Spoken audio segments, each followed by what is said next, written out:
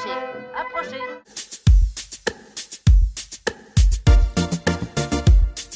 Je voulais vous féliciter pour tout ce que vous avez fait pendant le confinement. Oh, c'est gentil. Je pense qu'on a eu la chance d'avoir une troupe et ça change tout. Je ne cesse de le dire, c'est-à-dire qu'une période compliquée, quand tu es enfermé avec des artistes, tu peux continuer à inventer. Ça nous a sauvés. Alors j'ai assisté à cette présentation de saison aujourd'hui qui me paraît absolument incroyable. Incroyable. Bah oui, très riche. Combien de spectacles déjà ? 46. 46 spectacles. On est très gourmand parce qu'on a été frustrés. Mais surtout, c'est ma première saison. Et même si je suis là depuis 1 an et demi. Et c'est très important dans une première saison que tout le monde puisse s'y retrouver. Parce que c'est le seul moyen de tisser de la confiance avec le public. Et donc, il me tenait à cœur d'abord d'être clair dans mon projet autour de l'Europe de la Méditerranée, donc dans ce tour entre l'Italie, la France, l'Espagne, la Grèce, mais surtout de partager avec le public qu'une curiosité nécessaire du public doit venir d'un étonnement. Et le théâtre, ce n'est pas seulement de la distraction, ça peut être de la distraction, mais c'est avant tout de l'étonnement. Ça doit un peu te bouger les lignes. Et te perturber, te compléter, t'interroger, te bouleverser. Vous avez dit, un homme sans culture, c'est comme un zèbre sans rayures. Oui, c'est un proverbe africain et je trouve ça juste. C'est-à-dire que nous sommes tous menacés par un confort solitaire et un enfermement sur nous-mêmes. Le confinement nous a fait mesurer ce danger. Sans l'autre, au bout d'un moment, il ne se passe plus rien. On se lève, on mange, on travaille, on mange, on dort. La culture, c'est l'ouverture sur d'autres paysages. Mais il faut consentir à se laisser remplir, à se laisser emmener, à être éventuellement dérouté. On n'est pas obligé d'adorer ce qu'on voit et on ne peut pas compter sur un seul rendez-vous. Il faut, au bout d'un moment, ouvrir des tas de portes jusqu'à ce qu'un nouveau paysage se construise. Et c'est la grande différence avec les animaux, sans doute. L'homme a cette capacité d'être libre par l'imaginaire. À ce propos, vous avez très très bien parlé du théâtre et des enfants aujourd'hui. On me pose souvent cette question, à quel âge je peux emmener mon enfant? Mais je réponds toujours, les enfants savent très bien à quoi on joue. Vous savez, on continue à jouer aux cow-boys et aux indiens. Ça peut être de la distraction, mais ça peut être aussi extrêmement bouleversant et ça peut nous faire réfléchir sur la guerre, sur le conflit, sur l'amour, sur la race, sur l'humain, sur la fraternité, sur tous les grands sujets de la société. Et les enfants, même ne comprennent sans doute pas tout, mais les adultes ne comprennent avec certitude pas tout. Et je donne souvent cet exemple, on emmène nos enfants au musée sans se poser la question, et on se pose la question au théâtre. Si c'est parce qu'on a peur que l'enfant fasse du bruit, ça n'a aucune importance, les adultes font beaucoup de bruit entre les papiers de bonbons et les téléphones portables, et c'est du théâtre vivant, donc il nous appartient à nous autres acteurs de se débrouiller pour que le public soit attentif. Oui, c'est du théâtre vivant, on fait du théâtre vivant. Exactement. Et c'est un vrai rendez-vous. C'est pour ça qu'il a manqué. Et qu'on a été punis de nous l'interdire pendant si longtemps. Donc là, c'est vrai que c'est une sorte de revanche, cette programmation. Vous êtes quelqu'un qui parlait beaucoup aussi de théâtre classique. Vous avez vraiment beaucoup de liens avec le classique. Mais vous aimez aussi le théâtre contemporain qui revisite le théâtre classique. Alors, d'abord, je le dis par sincérité. Parce que moi, j'ai passé 30 ans de ma vie à la Comédie Française. Il n'y a pas que du classique, mais il y a beaucoup de classiques.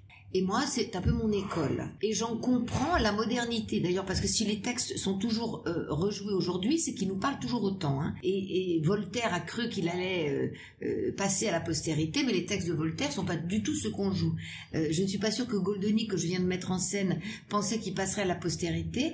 Il était trop moderne à l'époque, au XVIIIe siècle, et aujourd'hui, il nous parle plus que jamais. Encore plus que certains auteurs contemporains. Donc je le dis par sincérité, c'est mon école. Mais un spectacle, c'est toujours contemporain, puisque c'est dans le temps présent. Après, il y a des écritures contemporaines absolument admirables. Moi, je ne suis pas auteur, et je m'entoure d'auteurs merveilleux, notamment comme Édouard Signolet, qui a une capacité à s'emparer de l'actualité pour la mettre sur le plateau et en faire du théâtre. C'est-à-dire cette petite distance qui fait qu'on peut l'écouter pour de vrai et que sur le plateau d'un théâtre, on peut aborder tous les sujets, ce qui est un des seuls endroits où on peut encore aborder tous les sujets, surtout ceux qui fâchent. Et on peut passer une nuit ensemble, cette citation que vous avez dit en fin de matinée, Vous avez dit que le théâtre c'était le rêve et que c'était un rêve qui était parfois, on ne pouvait pas l'avouer, on ne pouvait pas en parler, mais par contre on pouvait passer une nuit entière au théâtre. Oui, ce que je veux dire par là, c'est que nous avons tous dans la nuit des rêves intimes et qui n'appartiennent qu'à nous. Le théâtre, c'est une nuit partagée. On est dans le noir d'une salle, le rideau se lève, la lumière nous éclaire des acteurs, des personnages, une histoire, et nous la partageons tous ensemble. Mais on sait très bien que ça n'est pas vrai. Et c'est parce que ça n'est pas vrai qu'on sait qu'on le fait pour de faux, que nous y croyons pour de vrai. C'est magnifique.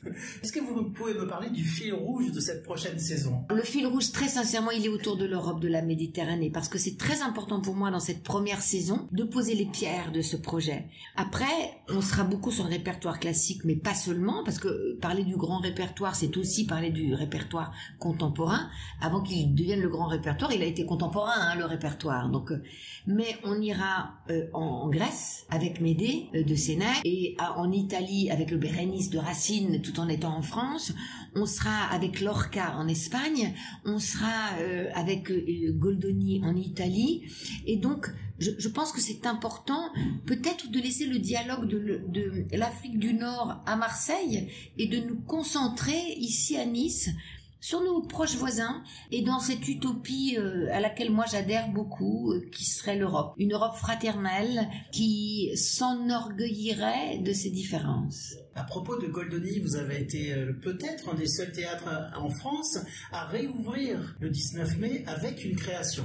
Oui, et ça c'est la grande fierté de la troupe, parce qu'on ne peut faire ça que lorsqu'on a une troupe. C'est-à-dire que moi j'ai répété pendant tout ce confinement qui n'en finissait pas différents spectacles, notamment le Chant en poche de Feydeau qu'on verra à Noël ou l'École des mères qu'on verra au mois d'août. Et on répétait ce Goldoni et on a pu accoucher de ce Goldoni le 19 mai. Il était prévu le 10 mai, mais voilà, et on est les seuls en France à avoir pu ouvrir avec une création. Ce qui est merveilleux quand on attend autant le public. Un spectacle n'existe pas sans le public. Alors Goldoni, c'est un feuilleton de 3 spectacles. Est-ce que vous pouvez me dire si certains spectateurs pourraient voir les 3 spectacles dans la continuité? Alors, mon équipe, que j'adore, qui est absolument merveilleuse, je me disais au départ, oh là là, c'est très ambitieux, c'est vrai, c'est très ambitieux, c'est 3 spectacles d'une heure 20, 1h30, mais ce sont les mêmes personnages, donc d'une pièce à l'autre, mais tu peux voir un seul spectacle, comme si tu voyais un Colombo, tu peux voir un épisode de Colombo. Mais quand tu vois un épisode, tu n'as qu'une envie, c'est de voir les autres épisodes, parce que tu as envie de voir comment les personnages évoluent. Zelinda et Lindoro s'aiment, mais ils sont très malheureux parce que ils n'ont pas d'argent, pas d'autonomie, ils ne peuvent pas découvrir au maître qu'ils sont amoureux. La deuxième pièce, ils se sont mariés, mais ils sont très malheureux parce que Lindoro est jaloux.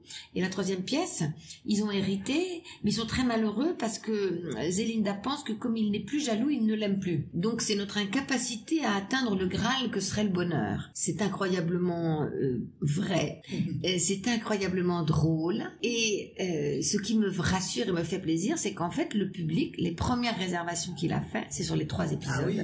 Parce que Goldoni a inventé la série avant Netflix, et ça fait plaisir. Alors pour terminer, est-ce que vous pouvez me parler de Chant en poche? Le laudanum, c'est un narcotique. C'est un peu comme si on prenait du Donormil ou du Temesta.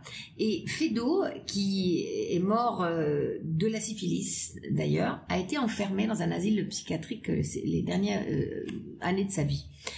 Et Feydeau est l'auteur de vaudeville le plus drôle de France, de notre répertoire français, et c'était un acteur, c'est-à-dire qu'il avait le sens du rythme sur un plateau. Et là, ce Chant en poche, est comme la plupart des grandes pièces de Feydeau, mais en scène la bêtise et notre capacité à ne pas nous écouter, et cet isolement des personnages les entraîne à faire enchaîner quiproquo sur quiproquo. Mais en l'occurrence, le 3e acte, ils sont fous, parce qu'ils sont tous totalement shootés par le lot d'un homme que la bonne a mis dans le bouillon. Et donc ça donne des proportions. Par exemple, il y a une scène entière où il rit bêtement sur une histoire graveleuse il a chanté à la chapelle Sixtine, donc on lui a coupé les parties.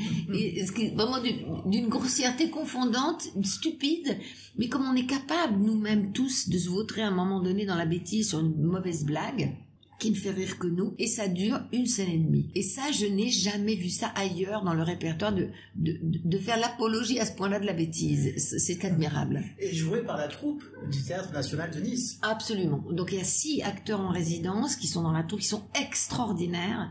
Vous avez pu les entendre chanter, ils savent tout faire.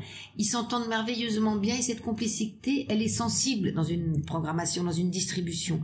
Parce qu'au bout d'un moment, tu vas plus loin quand tu connais les autres. Et donc, ils jouent à jouer. C'est merveilleux. Merci beaucoup. Merci à vous. Merci d'avoir suivi ce podcast. N'hésitez pas à me suivre sur les réseaux sociaux ou sur mon blog et de me transmettre vos commentaires. À bientôt.